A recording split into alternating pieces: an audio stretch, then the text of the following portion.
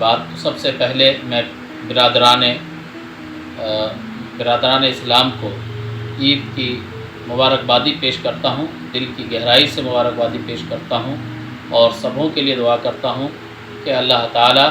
تمام کے روزے کو اور ان کے عبادات کو قبول فرمائے، اور عید الفطر کو اللہ جس طرح انعامات کی بارش کرتے ہیں سب کو بہتر بدلہ عطا فرمائے۔ چاند رات کا تعلق سے مختصر طور پر بتائیں، کیا اسلام میں کہا گیا چاند رات کے تعلق سے؟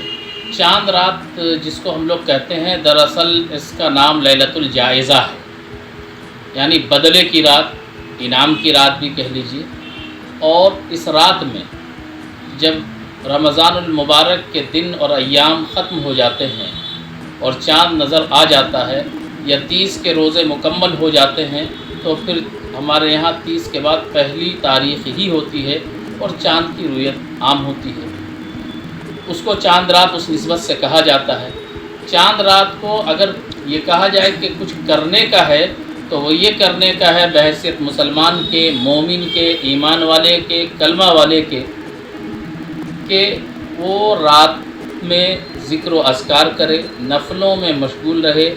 عبادتوں میں مشغول رہے، اللہ کو جو 30 دن روزے رکھے، اور جو کچھ کمی بیشی اگر رہ گئی ہے، انسان مکمل ہر کام کو انجام نہیں دے پاتا، کہیں نہ کہیں کچھ نقص رہ جاتا ہے، تو بحیثیت انسان کے، بحیثیت بشر کے کچھ تقاضے ہو جاتے ہیں، کہیں کچھ چوک ہو جاتی ہے، تو یہ ہے کہ چاند رات کو اللہ کے حضور حاضر ہو کر معافی تلافی کرے، روئے گڑگڑائے کہ رمضان کا جیسا قدر کرنا چاہیے تھا ہم اس کی قدر نہیں کر سکے، نہ اس کی رات وہ تو ٹھیک ہے۔ میں ایک بات ہوں، عام طور پر ہم لوگ یہ دیکھ رہے ہیں کہ رمضان المبارک کا ہم لوگ کافی اہتمام کرتے ہیں، لیکن جیسے ہی رمضان ختم ہونے کے بعد پھر ہماری زندگی بے ترتیب ہو جاتی ہے، تو ایسے لوگوں کے لیے کیا مشورہ آپ کا؟ ان کے لیے پیغام یہی ہے کہ رمضان المبارک جو یہ اللہ کی طرف سے رحمت اور کے خزانے لٹائے جا رہے تھے، اور آپ نے اپنی زندگی میں ایک تبدیلی پیدا کی تھی،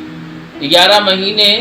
اور اس ایک مہینے میں ہماری زندگی میں بڑی تبدیلی آتی ہے، تو دراصل اس تبدیلی کو قائم اور دائم رکھنے کا ہے۔ مسلمان عارضی نہیں ہوا کرتا ہے، مومن عارضی نہیں ہوا کرتا ہے، زندگی سے لے کے مرتے دم تک وہ مومن ہوتا ہے، اور اس سے ایمان اور اسلام ٹپکنا چاہیے، اس کے کردار سے، اس کے کیریکٹر سے، اس کے گفتار سے۔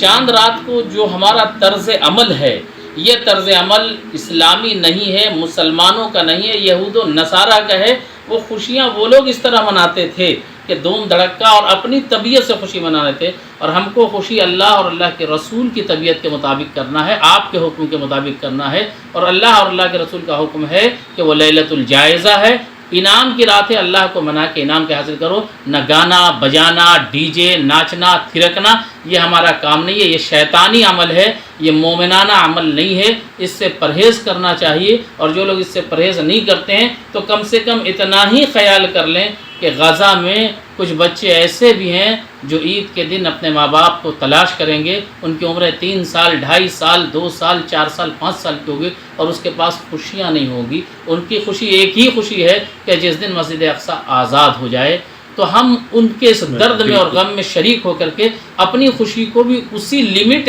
اور حدود میں منائیں جس سے ہم ان کے غم اور درد میں شریک ہو سکتے ہیں۔ عید کی خوشی سادہ منائیں، اور آج ہی نہیں ہمیشہ گانے بجانے سے پرہیز کریں، یعنی اللہ کے انعام کی رات کو اللہ کے غضب کی رات کو نہ بنائیں۔ وہ تو ٹھیک ہے۔ یہ مفتی صاحب یہ کہ اگر عید الفطر کی بات کی جائے، ہم لوگ تو نماز بھی عیدگاہ میں ادا کر لیتے، گلے بھی مل لیتے، لیکن یہ دیکھا جا رہا ہے کہ ایک بھائی کا دوسرے بھائی سے بات نہیں ہے، باپ کا بیٹا سے بات نہیں، بیٹی باپ سے بات نہیں کر رہی ہے، تو اس طرح کے معاشرے میں ہم لوگ کا چلن بڑھتا ہو جا رہا ہے۔ تو یہ رشتہ داری اور میل ملاپ کی اہمیت کیا ہے اسلام میں؟ یہ ہے کہ 4 آدمی کی اس رمضان میں عام مغفرت میں 4 اشخاص کے بارے میں یہ آیا ہے کہ اس کی عام مغفرت میں بھی اس کی مغفرت نہیں ہوگی۔ اس میں سے ایک آدمی ہے کینہ رکھنے والا، جو کینہ رکھتا ہو۔ کینہ رکھنے والا آدمی یعنی مومن کے سینے میں ایمان ہوگا، کینہ نہیں ہوگا، اور بھائی سے بات نہیں کرنا، رشتہ داروں سے بات نہیں کرنا، تعلقات کا خراب رکھنا، اور خاص کر رمضان جیسے مہینے میں اور پھر عید الفطر جیسے خوشی کے دن میں جہاں دشمن بھی گلے مل لیتا ہے، یہاں تو اپنا بھائی ہے، سگا ہے، رشتہ دار ہے، اعزا اقربا ہے، تو ایک مومن کا فریضہ یہ ہے کہ وہ سینے میں کینہ نہیں رکھے، آج کے دن بھی دل کو صاف کر لے، تاکہ جہاں عام معافی ہو رہا ہو اور اس میں ہم چھٹ جائیں، ایسا نہیں ہونا چاہیے، اس لیے کہ کینہ رکھنے والے کی معافی نہیں ہے۔ اس لیے بھائیوں سے بھی ملنا چاہیے اور ہمیشہ بات میں پہل کرنا چاہیے۔ پہل کرنے سے کوئی چھوٹا نہیں ہوتا ہے، بلکہ جو پہل کرتا اللہ کے نزدیک وہ زیادہ محبوب ہو جاتا ہے اور پسندیدہ ہوتا ہے۔ ہمیشہ بات کرنے میں، ناراضگی کو دور کرنے میں، منانے میں پہل کرنا چاہیے، تو اللہ تعالیٰ کے انعامات کا اور اکرامات کا اور زیادہ مستحق ہوتا ہے۔ اللہ اور اس کو نوازتا ہے، اور وہ سمجھتا ہے کہ ہم ذلیل ہو گئے، ہم جھک گئے، ہم اس کو منا لیا تو اس سے بات کے لیے نہیں، اللہ کے نزدیک وہ بہت باعزت اور باوقار ہو جاتا ہے، اور دنیا میں بھی اللہ اس کے وقار کو بلند کرتا ہے۔ ہم لوگ اگر رمضان سے لے کر شہر تک کا اگر ہم لوگ دیکھیں تو اس میں خواتین کی بہت اہم قربانی ہوتی ہے، تو اس حوالے سے جو خواتین قربانی دیتی ہے رمضان سے لے کر شہر تک، ہمارے اسلام کیا ان کو دیتا ہے؟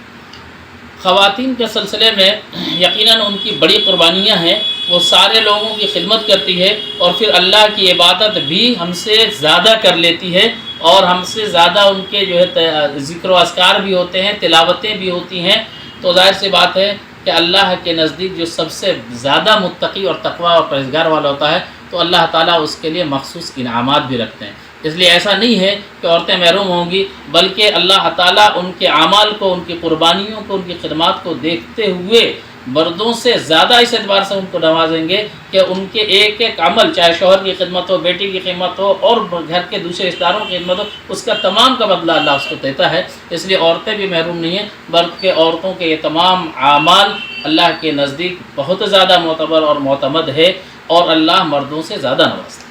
چلیے مولانا صاحب، آخری سوال ہے کہ اس وقت ہم لوگ بہت پراسوب دور سے گزر رہے ہیں، کہیں نہ کہیں ہمارے آنکھوں میں آنسو بھی ہے فلسطین کو لے کر، لیکن جو نئی نسل ہے ان کے کیا پیغام ہے؟ نئی نسلوں کو پیغام ہمارا یہ ہے، نوجوان نسلوں کو، کہ آپ اپنی ہسٹری، تاریخ اسلام کا مطالعہ کیجئے۔